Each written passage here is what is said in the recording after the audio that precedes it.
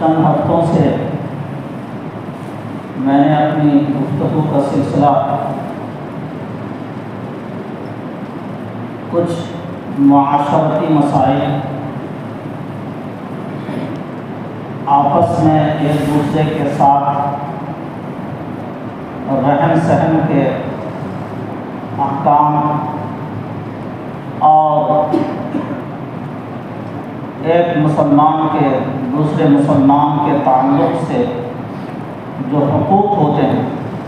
خاص طور پر رشتہ داری کے حقوق اور والدین کے حقوق،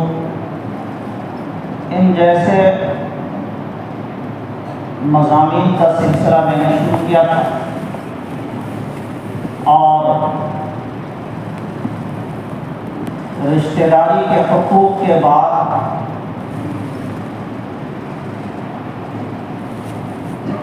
والدین کے حقوق پر کچھ باتیں میں نے عرض کی تھی، اور اس گفتگو کے سلسلے کو مزید آگے بڑھانے کا بھی ارادہ تھا، لیکن درمیان میں سالانہ اور رمضان المبارک کی تعطیل اور چھٹی کا واقعہ ہونے والا ہے۔ چونکہ یہ گفتگو خاص طور پر والدین کے حقوق کے بعد والدین کے ذمے بال بچوں کے جو حقوق ہیں ان حقوق کو بیان کرنا تھا، اور یہ ذمہ داریاں اور ان حقوق کا تذکرہ ایک ہفتے میں نہیں ہو سکتا تھا، اس کے لیے مزید 2 یا 3 ہفتے کی ضرورت تھی، اور میری ملاقات چھٹی سے پہلے یہی 1 ہفتے ہو سکتی تھی۔ اس لیے میں نے اس رمضان المبارک اور رمضان المبارک کے مبارک موقع پر مدارس کے تعلیمی سلسلے کے بند ہونے کے موقع پر کچھ باتیں عرض کر دینا مناسب سمجھ رہا ہوں، اور پھر اللہ نے اگر موقع دیا تو پھر اس عنوان کو رمضان المبارک کے بعد اثر نو شروع کروں گا انشاءاللہ۔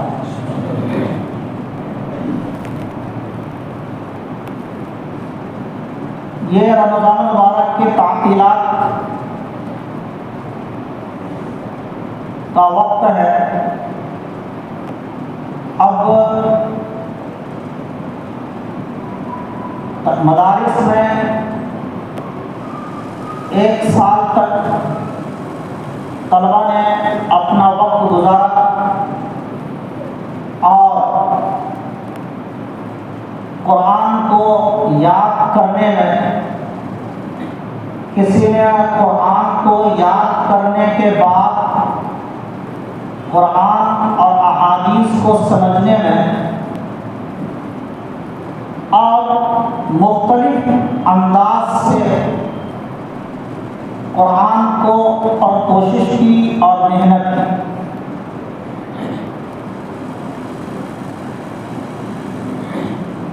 اسی عنوان سے کچھ باتیں عرض کروں گا۔ اللہ تعالیٰ نے انسان کے اندر 2 کیفیتیں، 2 طاقتیں اور 2 قوتیں رکھی۔ ایک قوت کا نام ہے بہیمیت، حیوانیت، اور ایک قوت کا نام ہے روحانیت۔ جب بہیمی قوت میں انسان ترقی کرتا ہے تو یہ کہا جاتا ہے کہ حیوانیت کے راستے میں ترقی کی، اور جب روحانیت کے راستے میں انسان جب ترقی کرتا ہے تو یہ کہا جاتا ہے کہ ملکوتیت میں ترقی کی۔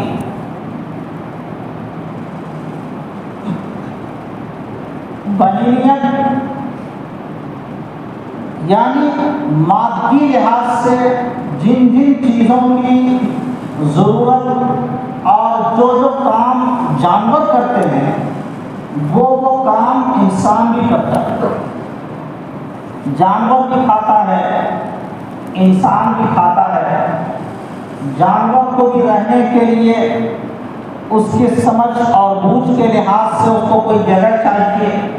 انسان کو بھی چلنے کے لیے رہنے کے لیے اسے جگہ چاہیے. اور اس کے علاوہ مختلف چیزیں ہیں جہاں انسان اور جانور میں اشتراک ہے، لیکن یہ بھی انسان کی ضرورت ہے. زندگی گزارنے کے لیے کھانا یہ انسان کی ضرورت ہے، رہنا یہ انسان کی بنیادی ضرورت ہے، پانی پینا یہ انسان کی بنیادی ضرورت ہے. یہ ساری ضرورتیں اللہ تعالیٰ نے انسان کو کے ساتھ رکھی ہیں. ان ضرورتوں کے تکمیل کا نام ہے حیوانی تقاضا. اور ایک ہے روحانی تقاضا، وہ ہے کہ انسان کے اندر اللہ کا خوف ہو، آخرت کی فکر ہو. اور چونکہ جانور کے لیے جنت اور دوزخ اس کے لیے کوئی انجام اللہ نے طے نہیں کیا ہے، اس لیے اس کو اس آخری ابدی اور ہمیشہ کے انجام کی اس کو فکر نہیں کرنی ہے. لیکن انسان کو یہ لیے اللہ تعالیٰ نے دو طرح کی منزلیں رکھی ہیں. یا مرنے کے بعد یا تو اسے ہمیشہ جہنم میں جانا ہے، یا اسے ہمیشہ کے لیے جنت میں جانا ہے، یا پھر اپنی غلطیوں کی سزا بھگتنے کے بعد جہنم سے نکل کر کے جنت میں آنا اور جنت میں پھر ہمیشہ رہنا ہے. یہ منزل صرف انسانوں کے لیے ہے، حیوانوں کے لیے نہیں ہے. اس سوچ کے ساتھ اس کے لیے تیاری کرنا اور اس کے لیے آگے بڑھنا، اس کی فکر مندی ظاہر کرنا اور اس فکر میں لگے رہنے کا نام ہے روحانیت. اللہ تعالیٰ نے جو حیوانی تقاضے ہیں، بہیمی تقاضے ہیں اور مادی اور دنیاوی تقاضے ہیں، ان تقاضوں کی خاطر اللہ نے انبیاء علیہ السلام کی بعثت نہیں فرمائی، بلکہ خود اللہ نے ہر ایک کے ذہن میں یہ چیز ودیعت کر دی اور ہر انسان آہستہ آہستہ اپنی ضرورتوں اور اعلیٰ سے اعلیٰ انداز میں اپنی ضرورتوں کی تکمیل کر رہا ہے. جیسے ایک اونٹ یا بکری کا بچہ پیدا ہونے کے بعد اسے کوئی بتاتا نہیں ہے، جنگلی جانور کو کوئی بتاتا نہیں ہے کہ پیدا ہونے کے بعد تمہارا پیٹ اس طرح سے بھرے گا کہ تم ماں کے تھن میں منہ رکھو اور دودھ پیو گے تو تمہاری زندگی بڑھے گی. اس کے لیے کسی انسان کی ضرورت نہیں پڑتی، کسی رہنمائی کی ضرورت نہیں پڑتی ہے. اللہ نے اس کے اندر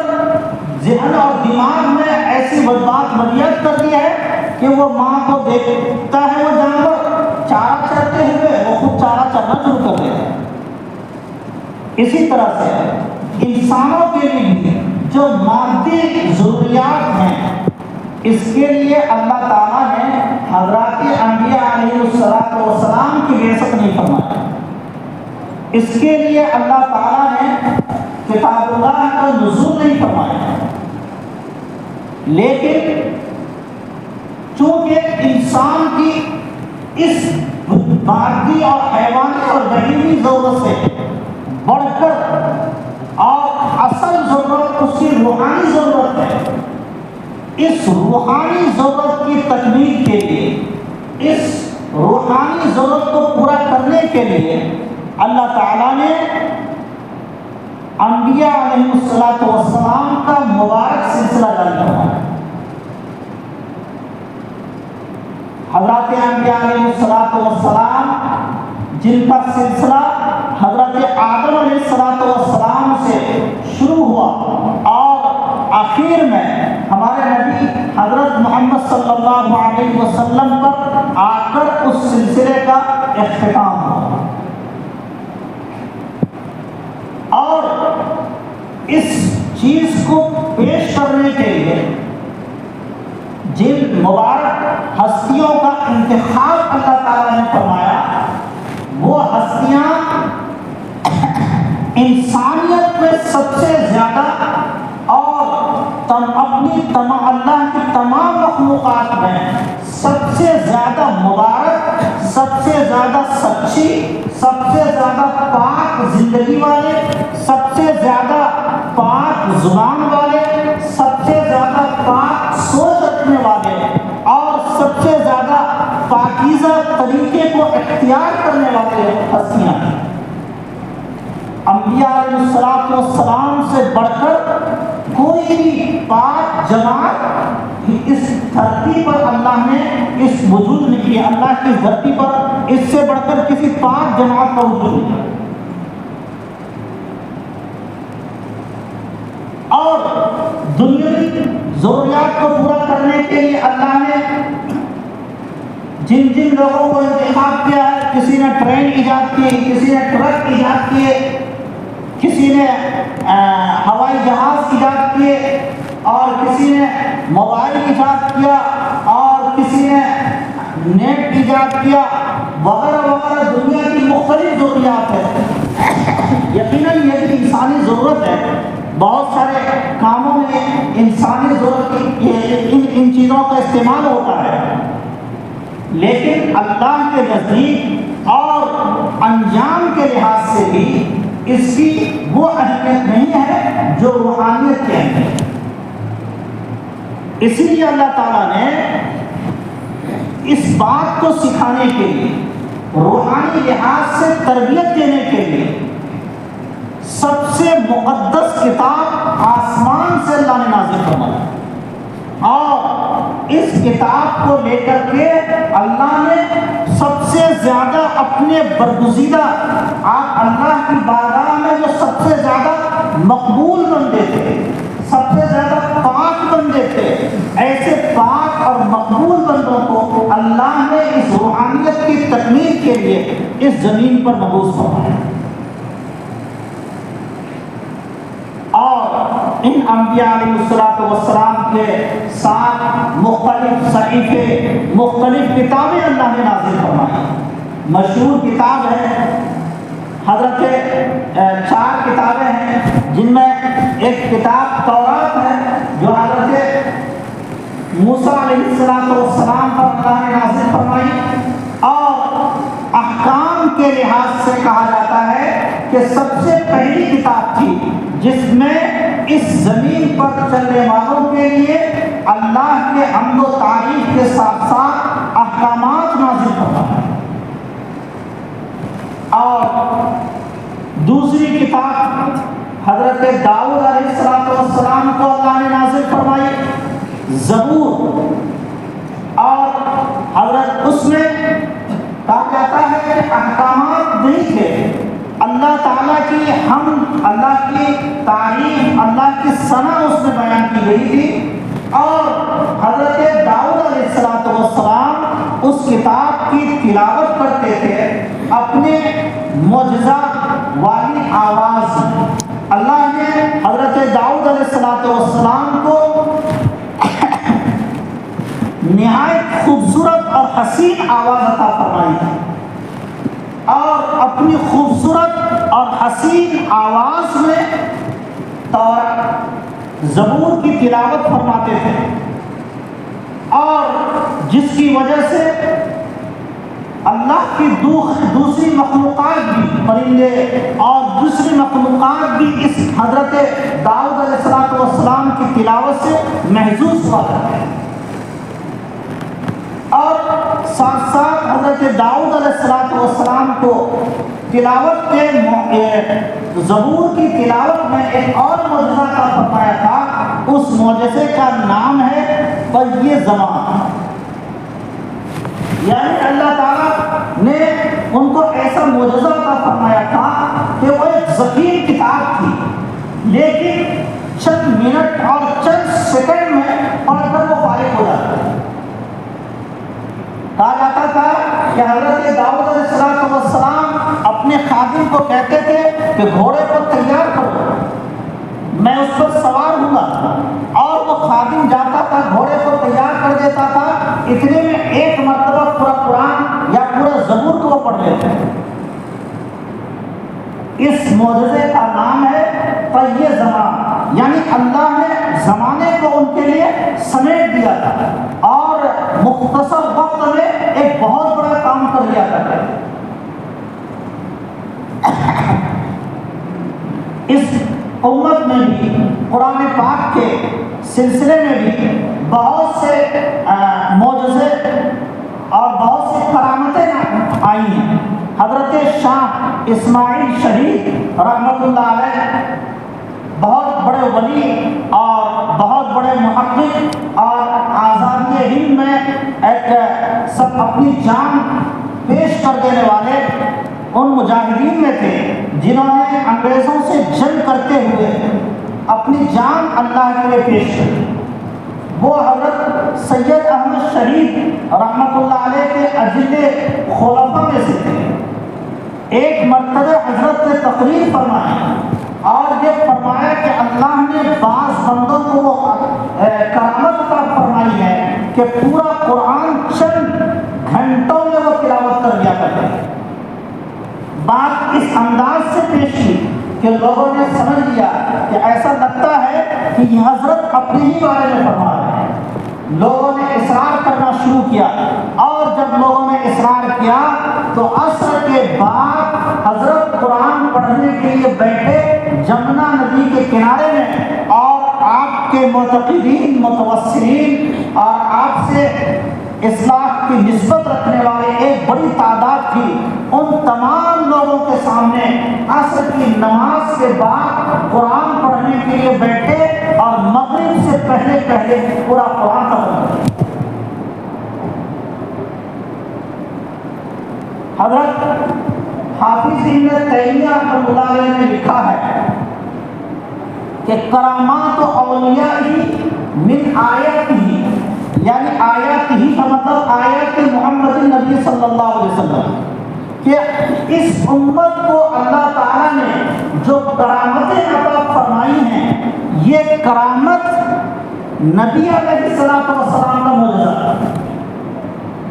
گویا حضرت شاہ اسماعیل شہید رحمۃ اللہ علیہ نے عصر کے بعد اور مغرب کے درمیان میں جو پورا قرآن ختم کیا ہے، حضرت کا قرآن ختم کرنا یہ ہمارے نبی علیہ الصلوۃ والسلام کے لیے معجزہ ہے. یعنی آپ علیہ الصلوۃ والسلام تو دور کی چیز ہے، آپ کی امت کو بھی اللہ تعالیٰ نے یہ خوبی عطا فرمائی ہے کہ اللہ نے ان کے لیے طی زمان کا معاملہ فرمایا اور یہ انہیں کرامت عطا فرمائی. بس یہ کہنا چاہ رہا تھا کہ اللہ تعالیٰ نے حضرت داؤد علیہ السلام کو نہایت خوبصورت آواز عطا فرمائی ہے. اسی طرح سے حضرت ابو موسیٰ اشعری رضی اللہ تعالیٰ عنہ کو بھی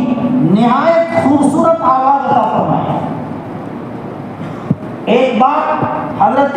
ابو موسیٰ اشعری رضی اللہ تعالیٰ عنہ قرآن کی تلاوت فرما رہے تھے. نبی علیہ السلام کے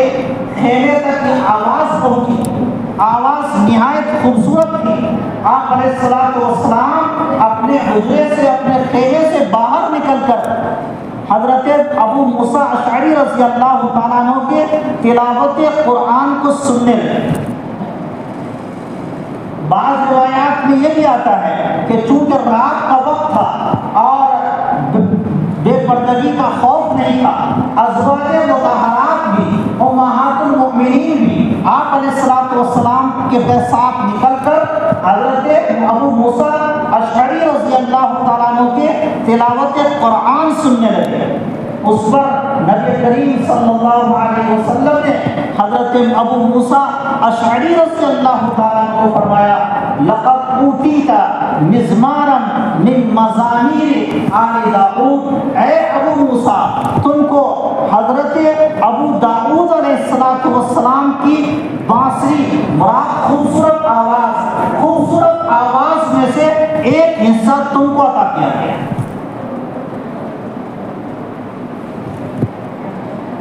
تو سب سے پہلی کتاب تورات، اس کے بعد زبور اور اس کے بعد انجیل جو حضرت عیسیٰ علیہ السلام پر اللہ تعالیٰ نے نازل فرمائی، اور انجیل بھی تقریباً زبور کی جیسی کتاب تھی، اور زبور کے بعض احکامات کو منسوخ کر کے انجیل میں اس کے علاوہ دوسرے احکامات دیے گئے۔ اور آخری کتاب جو ہمارے نبی علیہ السلام پر نازل فرمائی ہے وہ قرآن پاک۔ حدیث میں آتا ہے نبی کریم صلی اللہ علیہ وسلم پر جب قرآن کے نازل ہونے کا زمانہ قریب ہوا تو آپ کو سچے خواب نظر آنے لگے، اور روایات میں آتا ہے مثل فلق الصبح، صبح کی صبح جس طرح عام ہوتی ہے، روشن ہوتی ہے، اسی طرح سے آپ کو سچے خواب آنے لگے، جبکہ ابھی قرآن کا نزول نہیں ہوا تھا۔ اور جب سچے خواب آنے لگے، آپ علیہ السلام کو لوگوں سے کٹ کر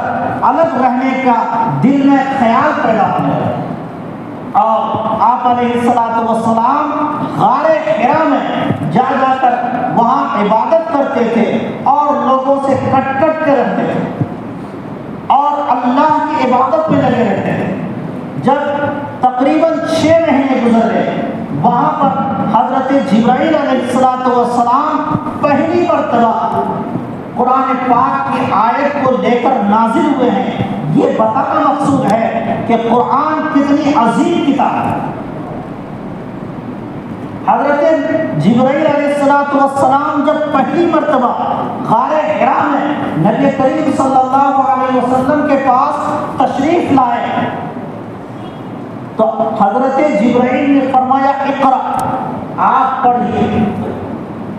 نبی کریم صلی اللہ علیہ وسلم فرمانے لگے ما انا بقارئ، میں پڑھا ہوا نہیں۔ حضرت جبرائیل علیہ السلام نے نبی علیہ السلام کو سینے سے لگایا اور خوب زور سے بھیجا اور دبایا، اور اتنا دبایا کہ آپ علیہ السلام کو اس کے دبانے کی وجہ سے تکلیف محسوس ہوئی۔ اس کے بعد پھر دوبارہ حضرت جبرائیل علیہ السلام نے فرمایا اقرأ، آپ پڑھیے۔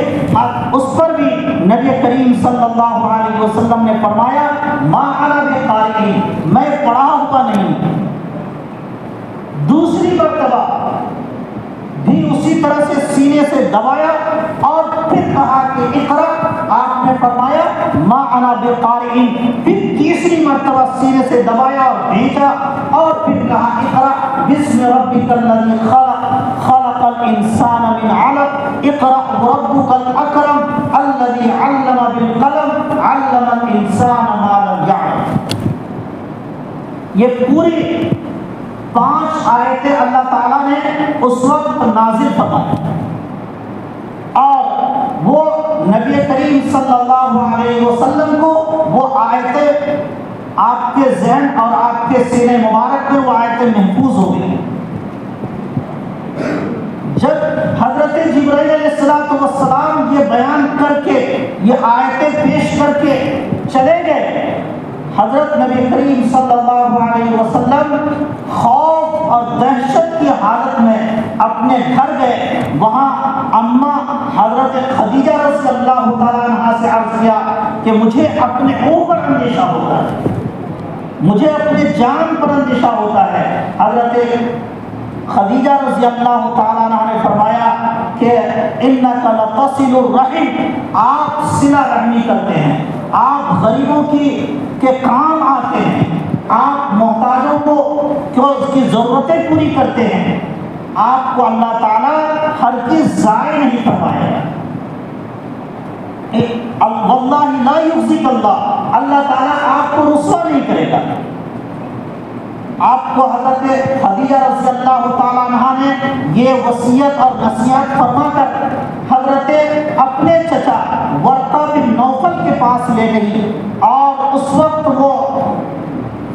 دیگر آسمانی کتابوں کو پڑھتے تھے اور پڑھ کر کے عربی میں اس کا ترجمہ کرتے تھے۔ حضرت خدیجہ رضی اللہ تعالیٰ عنہ نے اپنے چچا ورقہ بن نوفل سے کہا کہ آپ اپنے بھتیجے کی خبر لیجئے، ان کو کیا ہو گیا ہے۔ حضرت نبی کریم صلی اللہ علیہ وسلم نے اپنا پورا واقعہ بیان کیا، اور بیان کرنے کے بعد ورقہ بن نوفل نے کہا کہ کاش کہ میں اس وقت رہتا، میں ابھی بوڑھا ہو چکا ہوں، میری زندگی کب تک وفا کرتی ہے کہنا مشکل ہے، کاش کہ میں اس وقت رہتا جب تمہاری قوم تم کو مکے سے نکال دے۔ یہ قرآن کتنی عظیم کتاب ہے جس کی خاطر اللہ کے نبی علیہ الصلوۃ والسلام پر اللہ تعالیٰ نے حضرت جبرائیل کو نازل فرمایا، سینے کو بھیجا، اور پھر جب ورقہ بن نوفل کے پاس گئے ہیں تو وہاں پر یہ بات مل رہی ہے کہ اللہ تعالیٰ اس کلام کو جو بھی پیش کرتا رہا ہے اس کو اس کی قوم اپنی بستی سے نکالتی رہی۔ اللہ کے نبی صلی اللہ علیہ وسلم نے اس قرآن کی خاطر آپ کتنی مشقتیں برداشت کی۔ حضرت عائشہ صدیقہ رضی اللہ تعالیٰ عنہ فرماتی ہیں، میں دیکھا کرتی تھی نبی علیہ الصلوۃ والسلام پر جب قرآن نازل ہوتا تھا سخت سردی کا زمانہ ہوتا تھا، اور اس سخت سردی کے زمانے میں بھی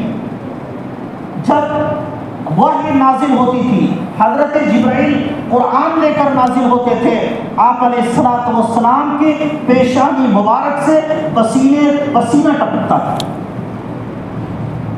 اتنی عظیم کتاب کو اللہ تعالیٰ نے ہمارے اوپر نازل فرمایا ہے، اور اتنے عظیم واسطوں سے اور راستوں سے ہم تک پہنچایا ہے۔ نبی علیہ الصلوۃ والسلام جب حضرت جبرائیل علیہ الصلوۃ والسلام آپ کے پاس قرآن لے کر آتے تھے، حضرت جبرائیل پڑھتے تھے، ادھر نبی کریم صلی اللہ علیہ وسلم بھی بھولنے کے ڈر سے اس کو پڑھتے رہتے تھے۔ حضرت جبرائیل اپنی بات پوری نہیں کر پاتے تھے، ادھر آپ صلی اللہ علیہ وسلم بھی پڑھتے رہتے تھے تاکہ جبرائیل جو کچھ بول رہے ہیں میں بھول نہ جاؤں۔ اللہ تعالیٰ نے فرمایا لا تحرک به لسانک لا تحرک لسانک لتعجل به ان علینا جمعه وقرآنا۔ اے نبی علیہ الصلوۃ والسلام، جب جبرائیل آپ کو قرآن پیش کریں آپ زبان کو اس وقت حرکت مت دیجیے، آپ مت پڑھیے، قرآن کو آپ کے دل میں بٹھانا، آپ کی زبان پر جاری کرنا اور قیامت تک اس کو زندہ رکھنا ہمارا کام ہے۔ انا نحن نزلنا الذکر وانا له لحافظون۔ قرآن کو ہم نازل کر رہے ہیں، ہم نے نازل کیا ہے، اس کی حفاظت کرنا قیامت تک یہ ہماری ذمہ داری ہے۔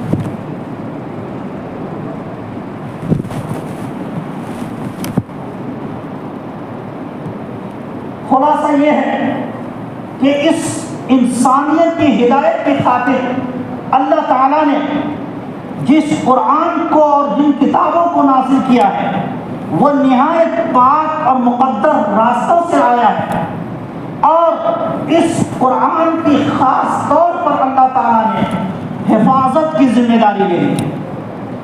انا نحن نزلنا الذکر وانا له لحافظون۔ ہم نے قرآن کو نازل کیا ہے اور اس قرآن کی حفاظت کرنا بھی ہمارے ذمہ ہے۔ اور نبی علیہ الصلوۃ والسلام نے اپنے جب قرآن حضرت جبرائیل علیہ السلام پڑھ لیتے تھے پڑھ کر چلے جاتے تھے، پورا قرآن آپ علیہ الصلوۃ والسلام کے سینے میں محفوظ ہو جاتا تھا۔ اور اسی وقت کسی نہ کسی صحابی کو بلاتے تھے، قلم اور دوات لے کر کے وہ صحابی آتا تھا اور نبی علیہ الصلوۃ والسلام اس کو فرماتے تھے کہ فلاں صورت میں فلاں آیت کے بعد فلاں جگہ اس آیت کو لکھ دو، اس سورہ کو لکھ دو۔ حضرت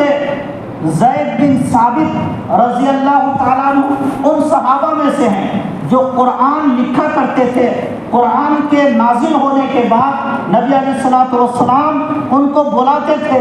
اور بلا کر ان کو کہتے تھے لکھنے کے لیے۔ حضرت زید بن ثابت رضی اللہ تعالیٰ عنہ فرماتے ہیں کہ ایک بار میں قرآن لکھ رہا تھا اور قرآن کی آیت لا یستوی القاعدون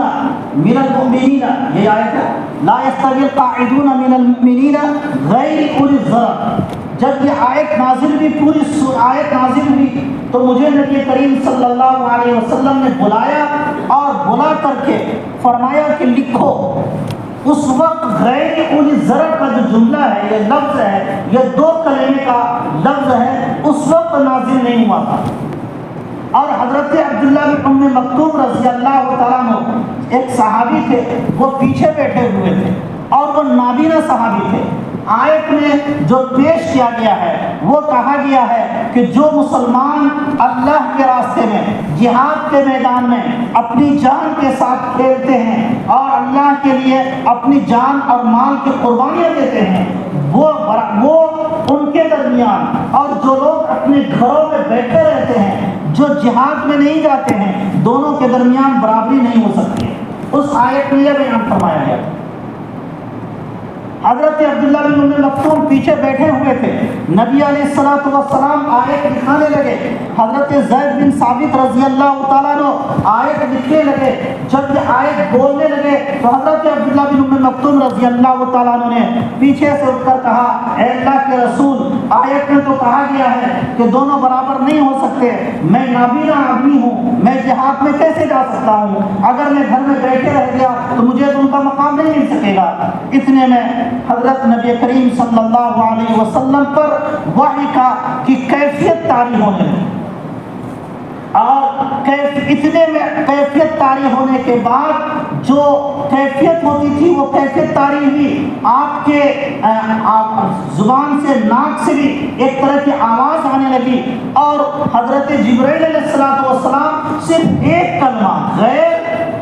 تین کلمے غیر، اولی اور الضرر، یہ تین کلمہ لے کر نبی علیہ الصلوۃ والسلام کے پاس نازل ہوئے۔ گویا کہ ہم ایک چھوٹی سی پرچی اگر ہم کسی کو دیں اور یہ کہیں کہ یہ پرچی دلی کسی کو پہنچا کر آ جاؤ تو ہمیں بیوقوف سمجھا جائے گا، تو ایک چھوٹی سی چیز ہے، اس پرچی کو تم یہاں دلی پہنچانے کے لیے ایک آدمی کو سواری کر کے بھیج رہے ہو۔ اگر یہ پرچی سعودی عرب کسی کو بھیجا جائے، امریکہ کسی کو بھیجا جائے تو بیوقوف سمجھا جائے گا، لیکن قرآن کے اس تین کلمے کو بھی نازل کرنے کے لیے اللہ تعالیٰ نے اپنے پاس سے حضرت جبرائیل علیہ الصلوۃ والسلام کو نبی علیہ الصلوۃ والسلام کے پاس اسی وقت بھیجا۔ حضرت زید بن ثابت رضی اللہ تعالیٰ عنہ فرماتے ہیں کہ میرا ران نبی علیہ الصلوۃ والسلام کے ران کے نیچے پڑ گیا تھا، اور ایسا جس وقت وحی نازل ہو رہی تھی ایسا محسوس ہو رہا تھا کہ میرا ران ٹوٹا جا رہا تھا، اتنا بوجھ محسوس ہوتا تھا۔ یہ قرآن کتنا عظیم کلام ہے اور کتنی عظیم کتاب ہے کہ اللہ تعالیٰ نے ایک تین کلمے والے حروف کو بھی نازل کرنے کے لیے اللہ نے وہاں سے حضرت جبرائیل علیہ الصلوۃ والسلام کو نازل فرمایا، اور نبی علیہ الصلوۃ والسلام کتنی کیفیتوں سے دوچار ہو کر یہ قرآن ہم تک پہنچا، اور اس قرآن کی حفاظت کی ذمہ داری اللہ تعالیٰ نے خود لی ہے، جس کی حفاظت کے نظام اللہ نے فرمائے ہیں۔ یہ مدارس دینیہ، یہ حفاظ کرام کا سلسلہ،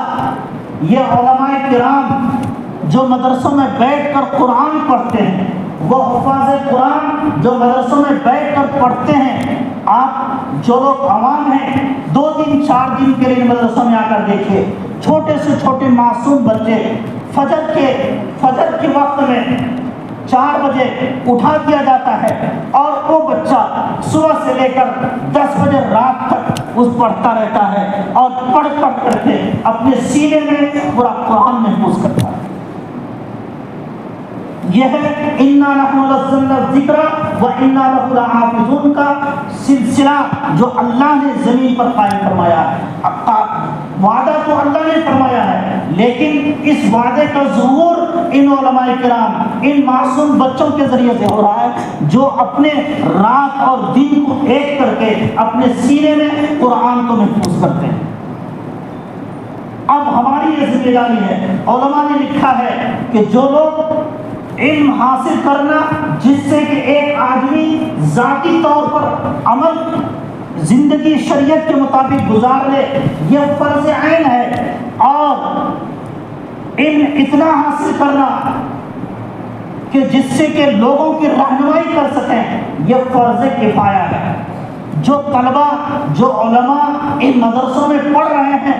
یہ صرف اپنا فرض نہیں نبھا رہے ہیں، بلکہ جو کاروبار کر رہے ہیں، جو تجارت کر رہے ہیں، جو کچھ کام کر رہے ہیں، وہ ہے کہ ان کا فرض یہاں بیٹھ کر ادا کرتے ہیں۔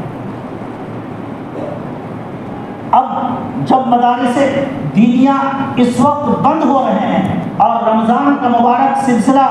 آنے کی بنیاد پر اور رمضان کے فرائض کو صحیح طور پر ادا کرنے کے لیے جب مدرسے کو بند کر دیا جاتا ہے، تو اس وقت میں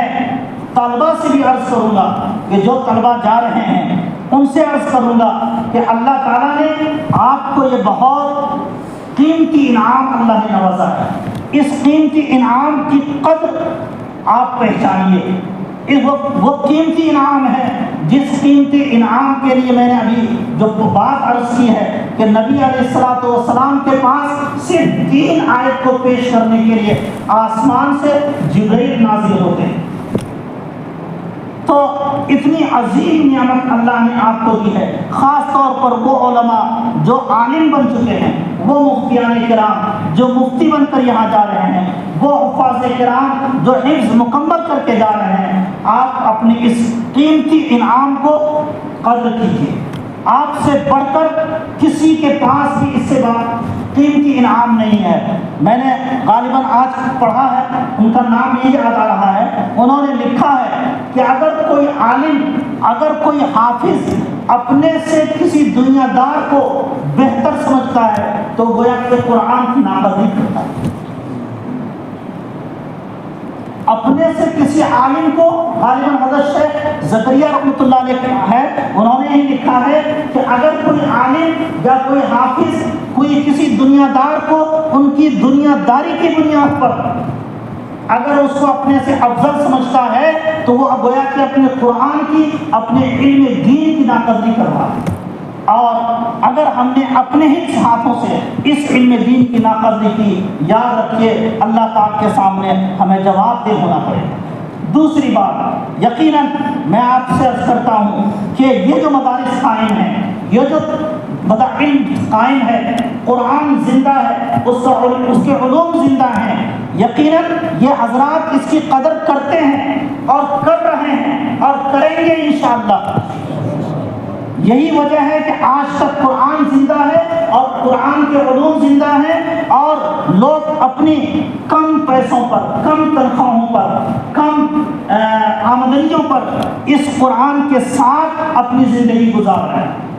اگر یہ چاہتے تو دنیا میں لائن میں لگ جاتے، لیکن یہ لگتے نہیں ہیں، صرف اور صرف قرآن کی عظمت جو ان کے ساتھ وابستہ ہو گئی ہے، اس عظمت کی خاطر یہ لگے ہوئے ہیں۔ دوسری طرف یہ جس طرح سے ہمارے لیے، ہم آپ کے لیے علم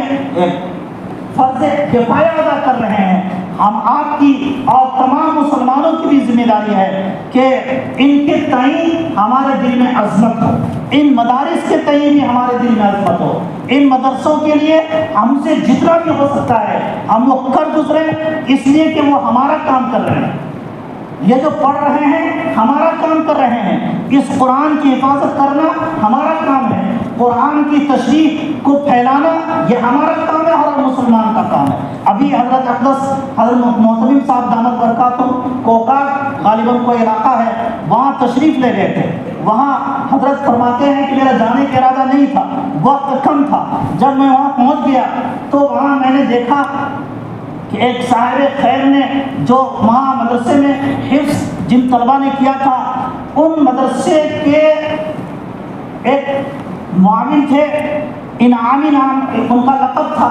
انہوں نے ان مدرسے کے حفاظ، طلبہ،